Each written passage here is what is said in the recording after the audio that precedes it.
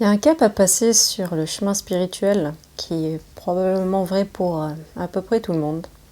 C'est ce passage pendant lequel on doit se libérer de la culpabilité de briser le rêve d'autrui ou de la culpabilité de quitter cette matrice ou ce consensus universel. Parce que on a forcément des amis, de la famille, des collègues,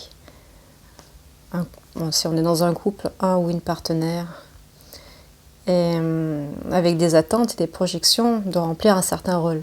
Et donc, si au fond de nous, on sait que on n'est personne en particulier, aucun rôle ne peut nous correspondre et que nous sommes cette conscience universelle qui est intemporelle et limitée, absolue, qui transcende le relatif et que cette conscience universelle prend peu à peu le premier plan dans notre vie, que cette vérité s'impose peu à peu dans notre cœur et qu'on ne peut plus en fait faire marche arrière, mais à un moment donné, il y a ce cap à passer qui est d'assumer que nous sommes par-delà tous les rôles et que nous pouvons arrêter de prétendre être quelqu'un.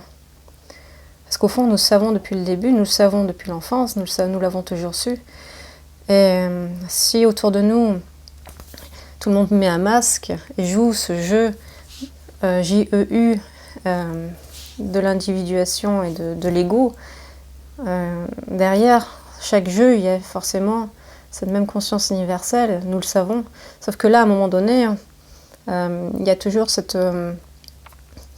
qu'est-ce que moi qui suis incarné, comment vais-je agir par rapport à l'ego de l'autre? Et après l'éveil, comme dans un processus spirituel d'avant-éveil, il y a un moment donné où on se pose forcément la question de la responsabilité ou de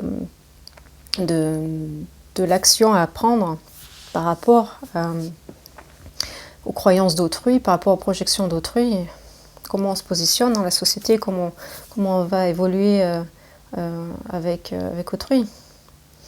Comment est-ce qu'on fait pour maintenir cette intégrité? Est-ce qu'on doit continuer ou est-ce qu'on doit continuer à jouer un rôle social ou prétendre pour ne pas briser cette matrice? Et en fait, si on brise cette matrice et qu'on reste nous-mêmes, qu'est-ce qui va se passer? Déjà, ce qui reste, c'est l'amour. Donc toutes les peurs qui sont associées au fait de ne plus répondre aux attentes d'autrui ne sont injustifiées. Si vous cessez d'être le ou la partenaire, si vous cessez d'être le père ou la mère, si vous cessez de jouer ce rôle de fils ou de fille, d'ami, en tout cas ce sont des rôles, ce sont des idées de vous-même. Il n'y a pas de réalité absolue derrière. Donc si vous cessez de prétendre être ceci ou cela parce que l'autre attend quelque chose en particulier,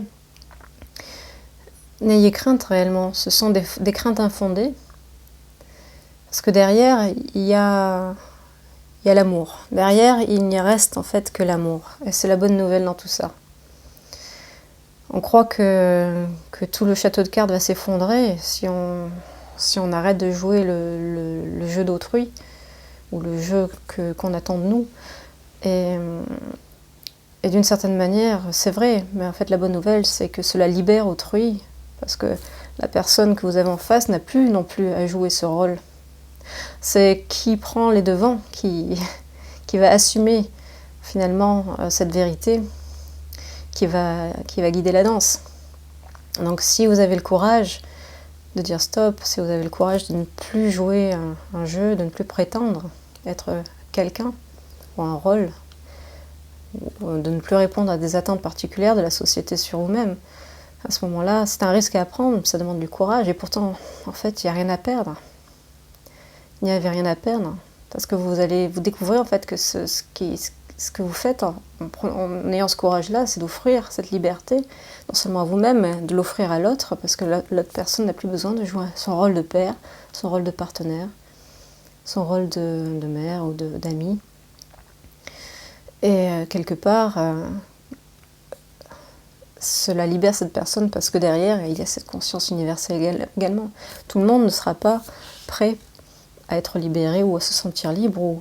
Il y a beaucoup de personnes qui vont vouloir continuer, enfin, à jouer leur rôle et à nous l'imposer, à vouloir nous l'imposer.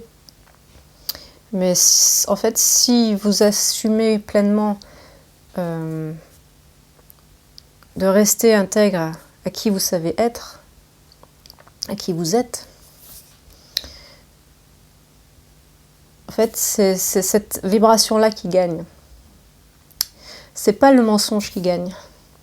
Et plus on est nombreux à résider dans l'être, et plus l'être véritable en face de nous se révèle. Et ça fait un bien fou à toutes les relations. Ça permet à autrui d'être pleinement lui-même. Dans les relations de couple, comme dans les relations familiales, comme avec toute relation, toute personne que vous allez pouvoir rencontrer. Donc il y a ce cap vraiment à franchir de culpabilité à dépasser, qui est infondé, qui est juste la peur de perdre l'amour d'autrui, qui est souvent à la base, la peur de faire effondrer cette matrice ou de se retrouver seul, etc. Mais au fond, en fait, c'est un cadeau que vous faites, que vous nous faites à tous, en fait. C'est plus on est nombreux à assumer, à avoir le courage de dire stop, de ne plus prétendre, et plus vite on arrêtera cette matrice, qui est un consensus collectif d'identification à un ego. Et plus rapidement cela cessera, et plus rapidement on sortira de cette tension collective qui est insoutenable à l'heure actuelle pour beaucoup, mais